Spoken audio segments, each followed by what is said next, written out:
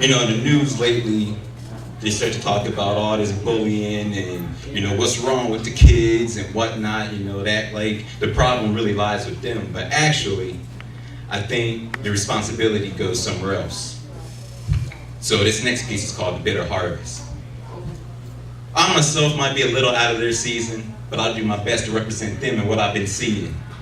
This is the voice of the bitter harvest, you know, the ones that's not quite right for the market. Discarded, this bad batch of Cabbage Patch Kids can be found in pails next to garbage. I mean, what else do you do with something that you can't harness? I mean, you send it away like Garvey, first name Marcus. Now, doesn't that sound heartless? But don't worry, there's more because it gets harsher. They look at us like we are convicted felons, treat us like we're part of some rebellion, and then they turn us away like Elian Gonzalez whenever they lay eyes upon us. I mean, you don't ever listen to what we have to say, so we'll say it to your face, fuck it, you don't want us, we won't ask to stay. I mean, you might as well name me Tom Hanks, seeing how you cast away. We stand at ringside watching you fight for financial stability and famine. I mean, we understand that right now the economy is so damn demanding, but we support you even though we feel abandoned. I guess we understand that sometimes the fruits of one's labor gets pushed aside for later, but later often turns into resentment's bitter flavor. So, with no family structure standing, there's no village to raise kids, there's no one to raise fits, but elders are there to tell us that when we grow up, we the reason why we ain't shit.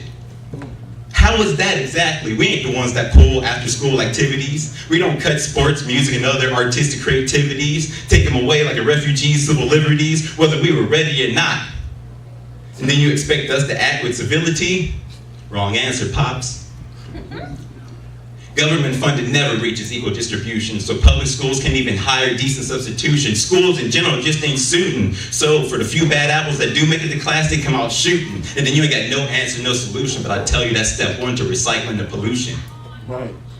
Bottom line, IQ declines, laziness inclines, waistlines get wide because we waste time online, cut loose because family ties become untied, and then we intertwine with the wrong kind.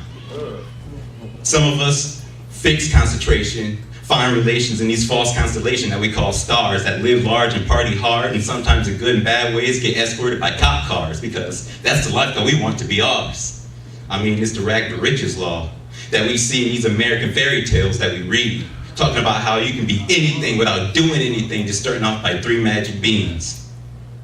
I mean, I don't know, it's already kind of hard standing out here feeling odd, trying to find somebody who understands you like Forrest and Jenny's 2 peas in a pod, finding somebody who's in sync with you like your iPod. We dress this way to identify, not necessarily to defy.